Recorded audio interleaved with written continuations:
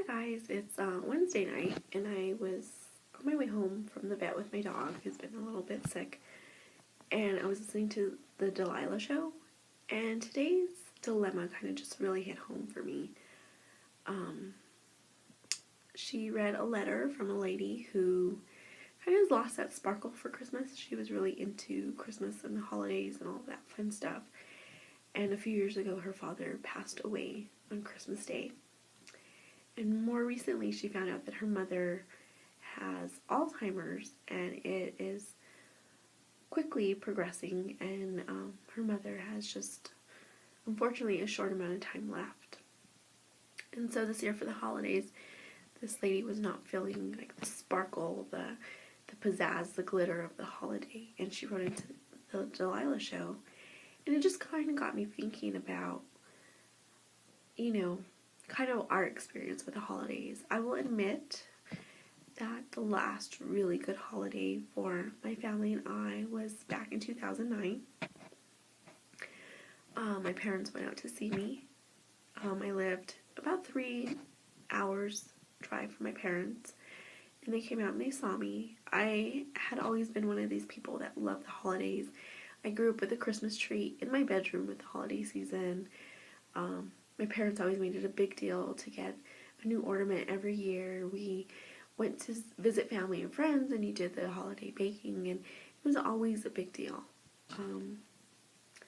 My neighbors always joked with me when I moved to that neighborhood that my house always looked like the holiday kind of just threw up all over inside and out. I mean, I have kitchen towels for every holiday, t-shirts for every holiday, hair bows, it's gonna be Halloween, when Easter's coming, just look at my yard.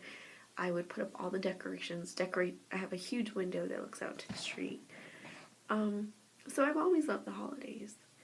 But I will admit that something changed. In 2010, my dad got sick. I was coming to visit my parents on December 22nd and had taken off a couple days of work. We had planned to go on December 23rd, do all of our Christmas shopping in one day, because that's the way we rolled. And we would do all our baking and cooking the following day and have family and friends over. My dad, unfortunately, had epilepsy for, probably over 60 years, which meant that I only knew my dad as someone who had epilepsy. I had helped my mom take care of him all of my life, and on December 23rd, he would have a seizure. We had gone out to breakfast, and my mom and I would struggle, and it would take us some time, but we'd get him home. And that entire day we would take care of him, and we would attempt to do a little bit of cooking, baking, and taking care of him. And by that night, it was very evident to us it wasn't the same kind of seizures, it wasn't the same kind of activity. And he would fall down, we would call 911, and we would spend the next, 2 weeks in the hospital. So our holiday would be spent in ICU. We were very lucky in terms of our family and friends just completely embraced us. They knew that we were there in the hospital. Everybody showed up. My uncle bought us a little Christmas tree. We told everybody, don't tell my dad, he would be upset. It was Christmas. Everybody came and sat with us in the waiting room, and we kind of took over the place on Christmas Eve. Everybody brought food and cookies, and there was just a mass amount of people that came in. Unfortunately, on Christmas morning, our doctor came in, happily announcing it was Christmas, and my dad was a little upset. I think more at the fact that we were all in the hospital, rather than the fact that he was in the hospital. It was just the fact that it was Christmas, we weren't supposed to be there. That year, it was a different way of celebrating. I remember on Christmas night, my mom going to sleep, we had a little bench kind of bed thing that we got to sleep on in his room, and I crawled into bed with my dad and watched little Jimmy Dickens Christmas, Country Christmas, I think is what it was called. My dad had been looking forward to it for weeks, and so although he was not feeling well and not doing well, I could bring a little bit of Christmas cheer to him. The next couple of years were kind of rough. In 2013, we lost my grandfather. Not quite 2 weeks before Christmas. And so for us, Christmas was really kind of, it didn't have that pizzazz. It didn't have all that glory in it. We kind of sort of threw the Christmas together. I don't know. Put the tree up like 2 or 3 days before Christmas. But it was definitely, we missed that holiday spark that's, all of that fun that we had previously.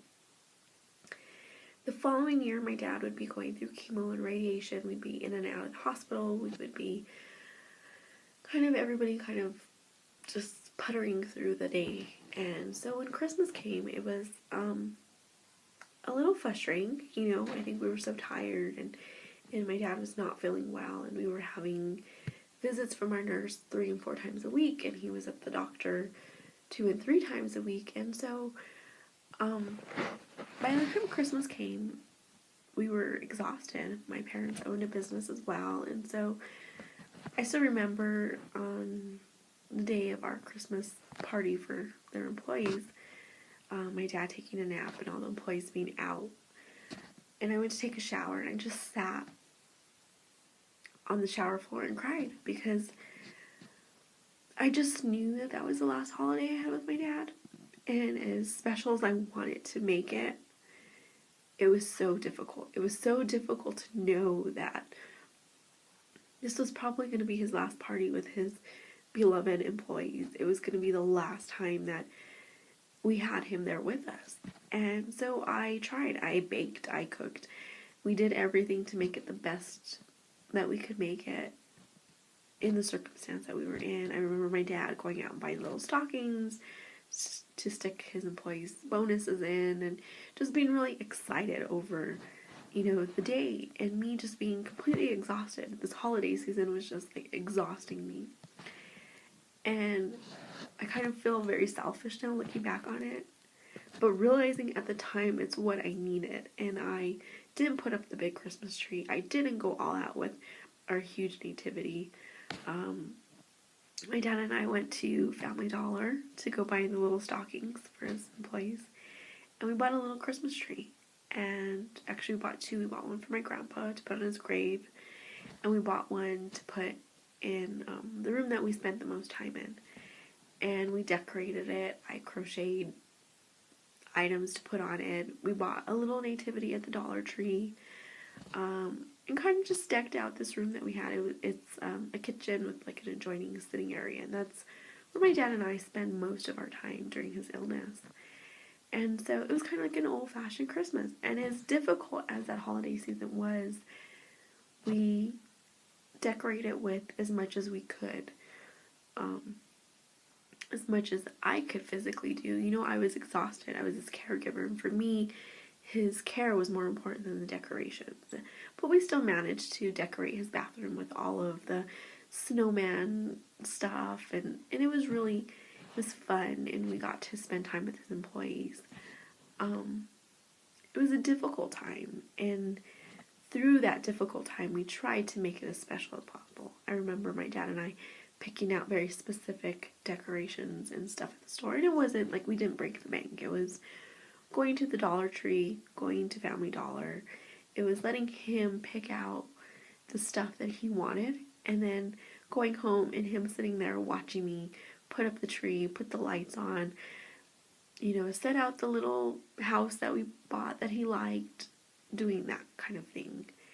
And those were the memories that still mean the very most to me about that holiday, rather than if I would have spent days putting up this tree that, we went to see a lot.